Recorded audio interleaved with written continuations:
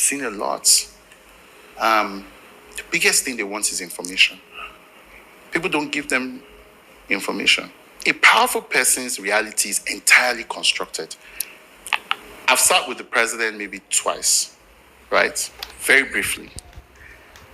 What you don't realize about the president, he doesn't actually know what's going on. Honestly, I mean, how would he know? He's in a motorcade. He's driving so fast, they can't see anything. Right? His phone is not with him. There's an aide. If he doesn't want you to talk to the president, you can't talk to the president. Everybody who comes to him is scheduled. You can't meet him on the streets. The guy actually does not know anything that's happening in the country. And he has security briefings, meaning he doesn't read newspapers. So all he knows is whatever they give him in that security briefing. 100 million people could have died yesterday. If they don't want him to know, he will not know. I can tell you for free. He will not know. The principal secretary of the president, if he doesn't want him to know something, he would not know what happened. That is how powerful people's lives are. That's why if you notice the way I live, I actively fight those types of restraints. I don't want guards. I don't want anybody to construct reality for me.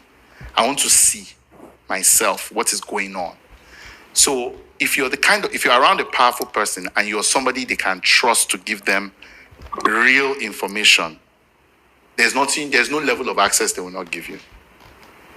It'll be like that guy. I know when I call him, he will tell me what's going on, whether I want to hear it or not. My people will not do that for me. So people think that powerful people care a lot about ego. Some do. But sometimes what they really need, what they misinterpret the ego thing for is an ear. They just want to complain. I have a few friends that are very powerful. They call me at 12 midnight. I just rant for an hour. Because they know that I will not say anything to anybody. It's therapy. It's just their therapy. And they can't talk to anybody about it because taxes are about to go up. Therapists cannot do. Do you understand? So they don't have anybody to rant to. Do you understand? Then everybody that comes to them comes with a proposal. When you're a minister or you're a governor or you're a powerful person, everybody comes to you with their handouts. Everybody. So you don't even have time to judge the value of the service, whether it works, whether it doesn't work, whether it's what you really need, because everybody is coming to you with an agenda. You understand? They've come ready to collect. Hello, everyone. So I watched that Iyin's video and the interview that he did, and I would say for me, I totally and absolutely disagree with him. I think we go about infantilizing people, and most times we do not allow leaders to take responsibility for their actions. We will look for every excuse to excuse those leaders that we like or we voted for or we have something whatever with them. We must have the decency to say the truth at all times, irrespective of whoever it is. In short, even against our own selves, we should have the decency to be truthful. When we're failing, we should accept you're failing. That is the only way that you're going to now do something about it. Excuses are like shoes, and you will always find the one that fits. What is it about, they don't know what is happening, and it is the newspaper they allow them to read that they will read. It is the news they allow them to watch, they will watch. It is the kiniko they allow them to kiniko that they will do.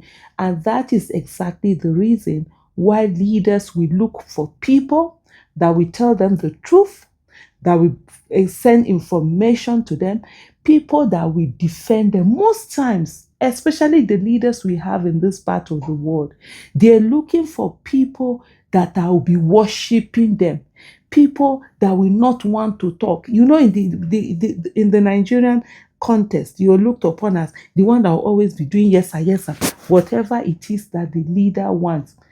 That's why, and then they end up failing, and that's why they fail.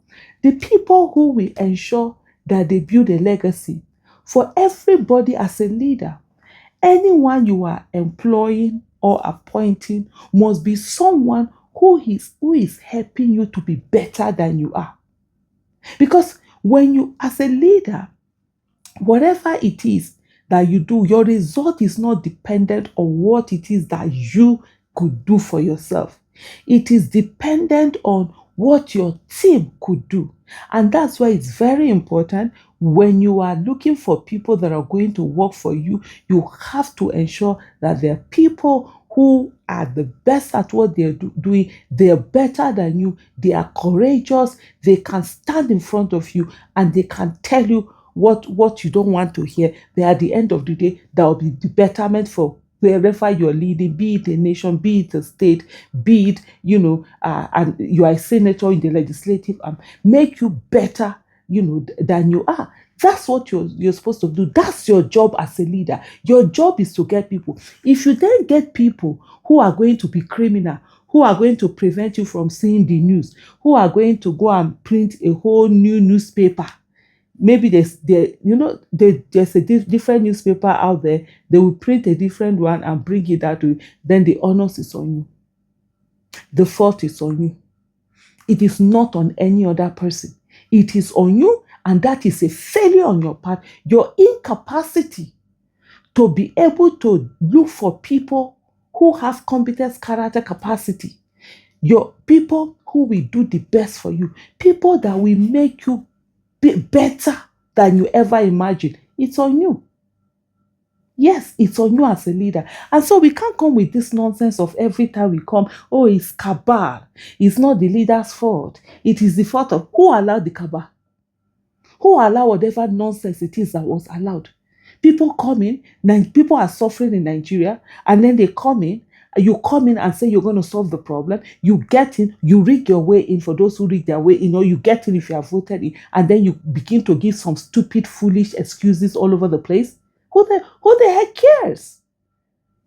If it's excuses, then go stay somewhere and be making excuses. It's just like today, God forbid, Peter Obi gets into office and then he begins to give bad governance. And then you now start, it is because he cannot see people. No, no, no, no, no, no, no. If the people around him are bad, he's the one that is bad. Look for those people around him.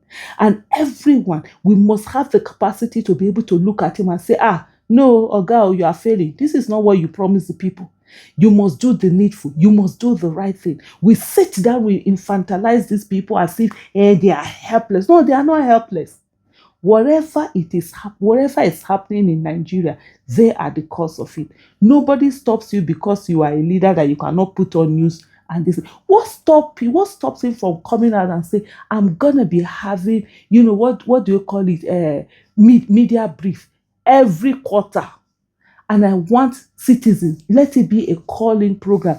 And just calling program and bring in, sure you can have town halls, you can have calling program, you can have online. Online, they are sending in messages. Other people will call. If I, as the president of the Federal Republic of Nigeria, I'm not going to be sitting down to be listening to only people who are working, my advisors or whatever. My critics. There must be a meeting that I do either once every quarter or twice. In short, once every quarter. Once a month might be too much because of work and everything. At least 4 times in a year, I will sit down with the critics. My most critics will sit down in a hall where we are having a town hall, every other person there, and I hear directly from them. That is when I want to hear what is happening. What are we not doing well? Don't even tell me about what I'm doing well. I'm not looking for sycophants and praise singers. I don't want anybody to tell me at the time that I'm in office, oh, you're doing so. When I leave office, you can tell me what I'm doing well. While I'm in office, tell me what I'm not doing well. Because when I fix it, you're not the one that is going to take the glory. I'm the one who is going to have a legacy that is good. So all this nonsense of going about trying to justify failure of, in short, bye-bye.